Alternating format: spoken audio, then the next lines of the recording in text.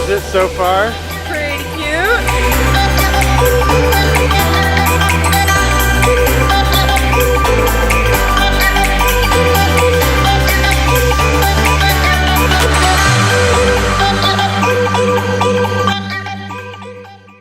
I'm Spencer Stuard. We made Cat Sorter VR, and the company is Pawmigo Game. So I just played the game and I couldn't stop laughing. This is seriously one of the cutest VR games I've ever seen. So I need to ask, like, give us a little background about this history of this Cat Sorter game. Sure. I mean, geez, where do you start? Like, where does it all start? Like, where does inspiration come from?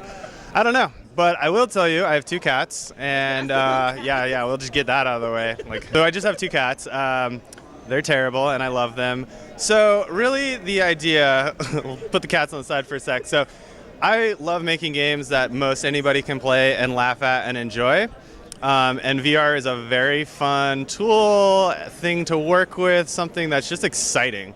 And so I kind of, the combination of just making something fun that anybody can enjoy and pick up and play and share with people and laugh at like you were, that makes me happy. So that was kind of, we found a mechanic and a game that kind of did that, and we ended up with Cat Sorter. Now, the way you play the game, it's kind of like a small area, and you're just kind of going back and forth. Yeah. Are you guys thinking of like expanding it, or like different levels, or like going from there? Yeah, we're coming out with a 100-foot by 100-foot conveyor belt.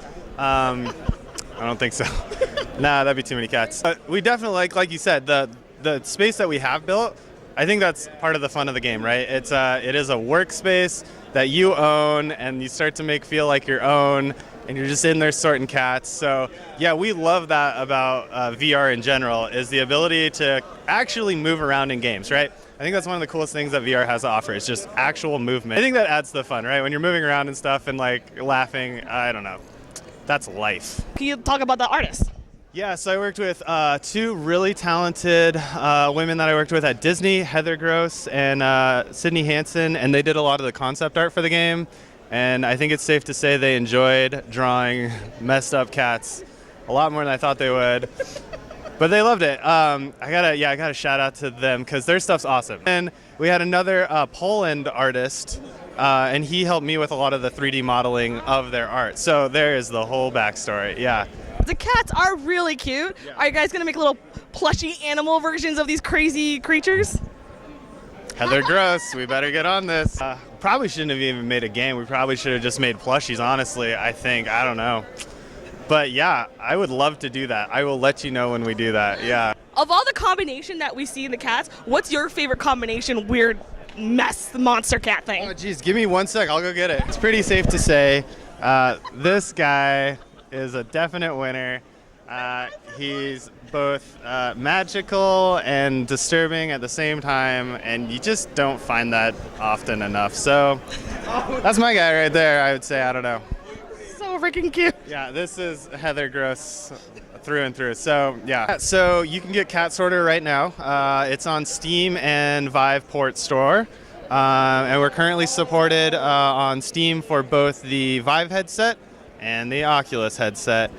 So that just got released, and if you play Oculus or have an Oculus, we support both a 180 mode and a 360 mode, because we know people, have different ways of playing that work best for them. So yeah.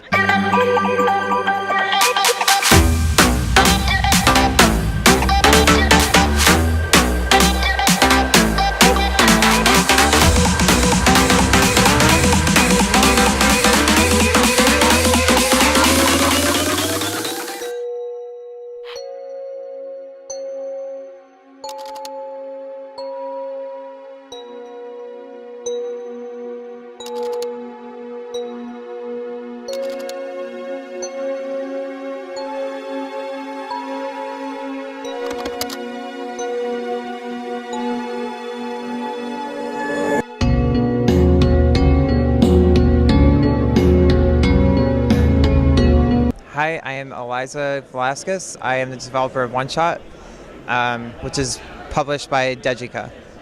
So I got a chance to play this game, and it's super cute. I mean, the one thing that drew me was the tones of purple. The art and the music is really fun. Can you talk about the art direction of this game?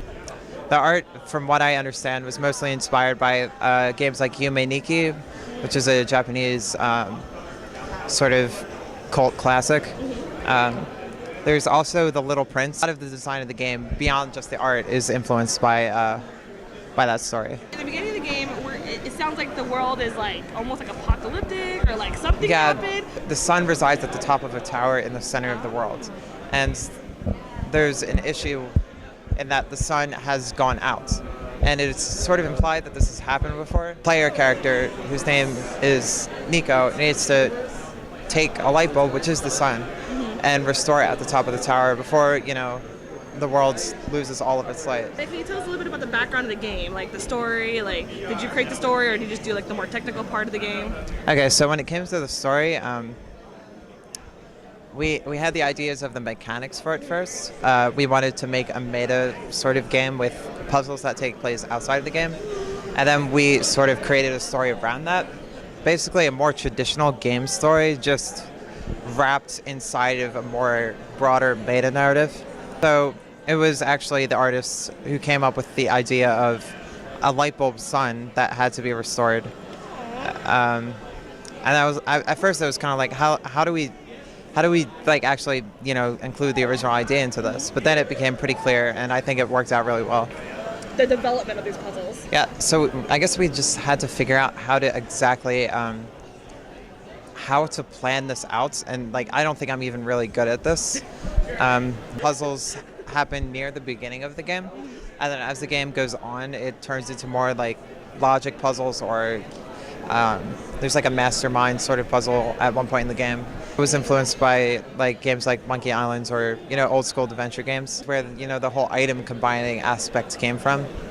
And when it came to designing those, we were just kind of like, okay, this is the end goal. Let's work back from that.